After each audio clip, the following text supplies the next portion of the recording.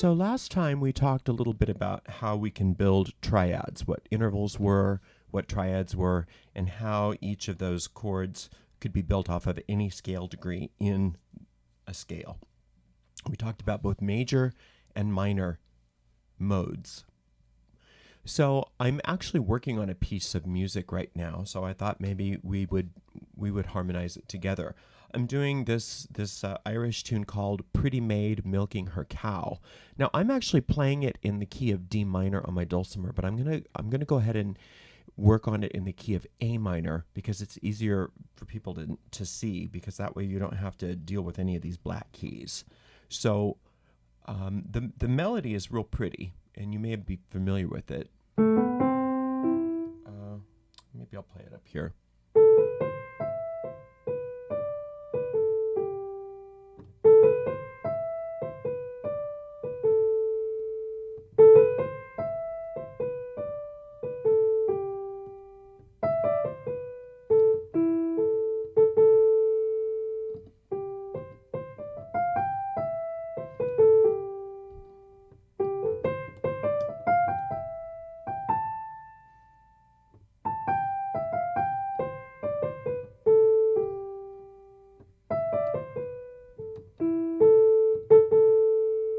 Pretty. So let's just look at how the melody is structured. So this opening sequence, it's obviously in a minor key. It's starting. It's giving us a scale, so it's telling us it's in the minor key. It's centering around this A, so we know it's in A minor. Now, what did we say? A triad is built off of thirds. So it's showing me that opening chord is probably, it's outlining this chord. It's got a little passing tone in here, but it's outlining this chord. So it's most assuredly going to start out with its tonic. Then it moves into this. So another little passing tone, but it's showing us that it likes this G major.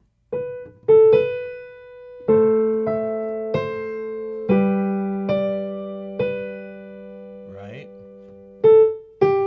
Now this, we don't know. It could be still on G major. It's not telling us. It could be on another tone, another chord that's built with the G in it. So let's look at this G note. What chords in this key have G in it? Well, G obviously, E minor, and C major.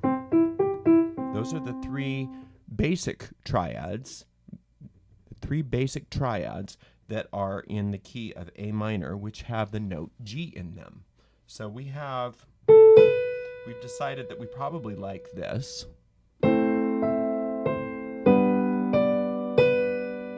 Now we don't know what to do with this. We can keep it here, or we can make a chord change. So let's try it with a chord change. Sorry, let's try that again.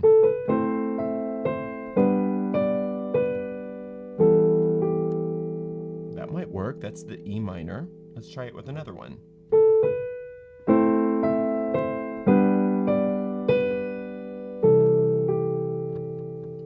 Didn't like that as well.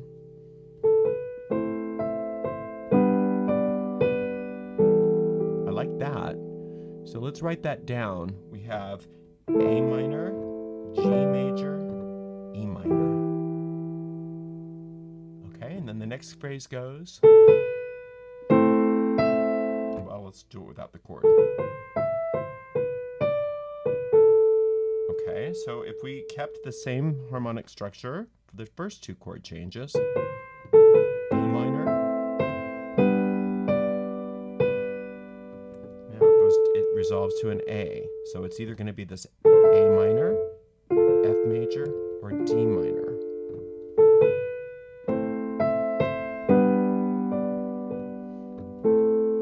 And that makes sense. It's resolving back to the tonic.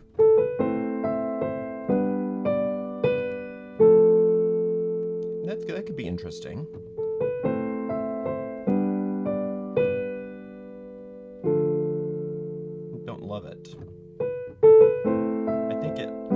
asking to go back to the A minor.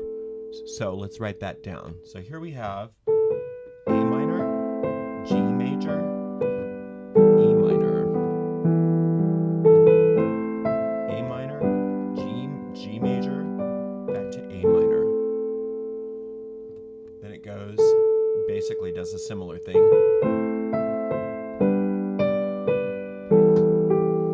Okay, we'll keep the chords like we had before. Then it does this.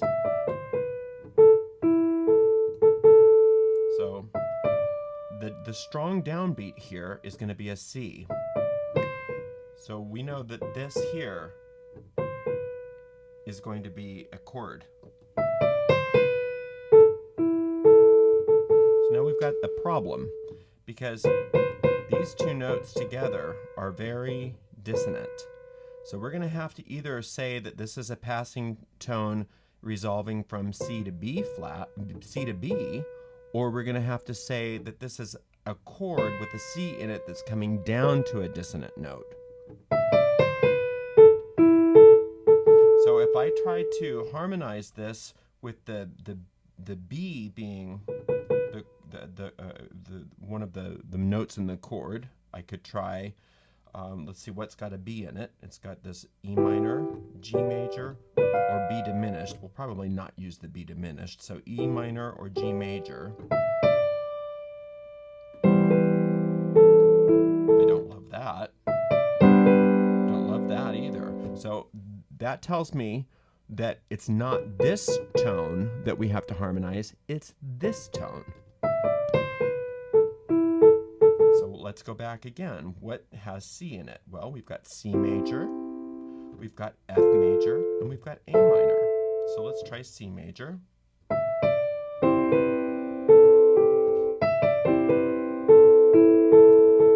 didn't do much for me. Let's try A minor. Didn't do anything for me. Let's hope the F sounds good. There we go. So now it sounds like it wants to have a chord change here. So what we've done before to get back to the A minor is go to E minor. So why don't we keep with our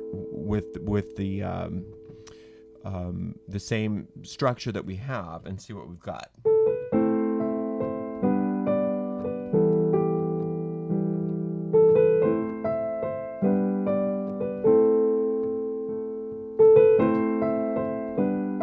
Sorry.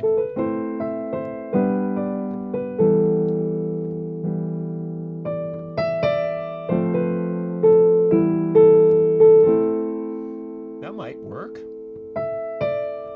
How about if we do... No, I don't love it.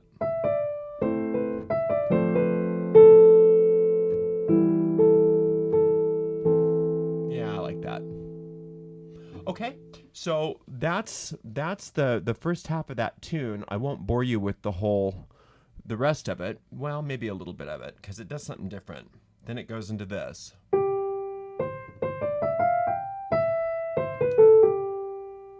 So it seems like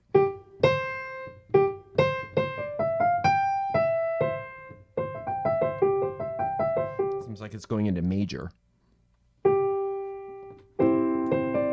Yeah, it is.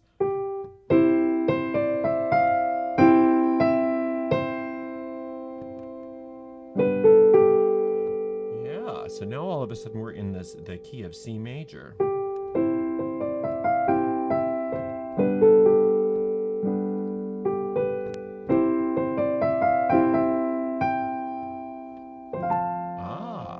So we've got our 1-4-5-4, 1-5-4 in the key of C major. We went from C major to G to C to F. So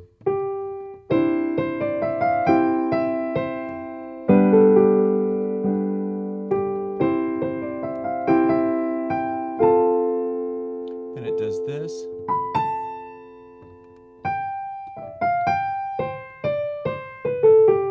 Sounds like it went back to minor to me.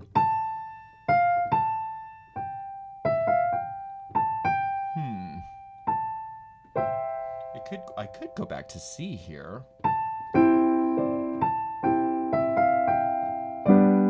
sorry about that.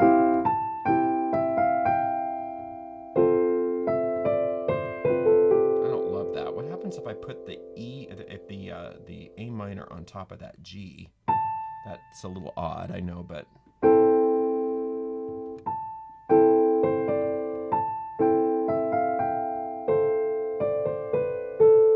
don't know about that.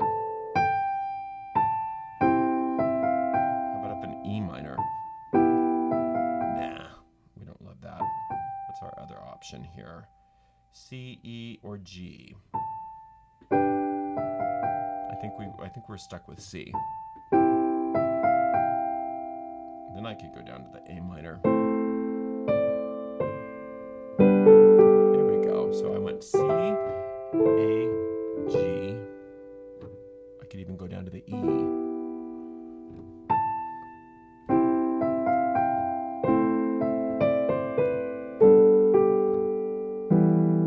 There we go. Let's go back to this F like we did before.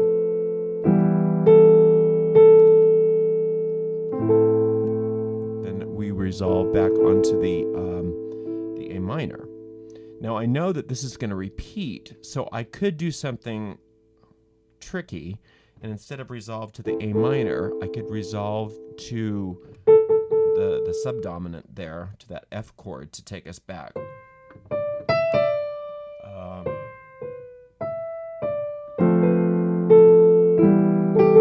Sorry.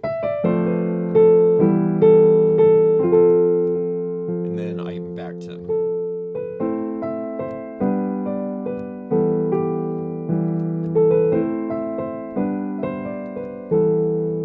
Sorry.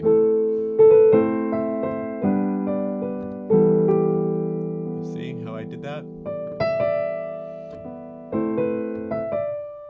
What did I do there? So we've just harmonized our piece. So as long as we don't try to use memory like I'm doing, you just keep good notes of that. And then you can obviously keep making new chord substitutions with that. And then you'll have to obviously it's best to just do it on your dulcimer, not on the piano, because now I would have to take this and revoice it for the dulcimer. But if I just harmonized it right on the dulcimer, I would save myself a step. But I thought it would be easier to show you on this. Okay, next time we're going to take a piece of music and show you how I arrange it for a second dulcimer. All right, thanks for watching.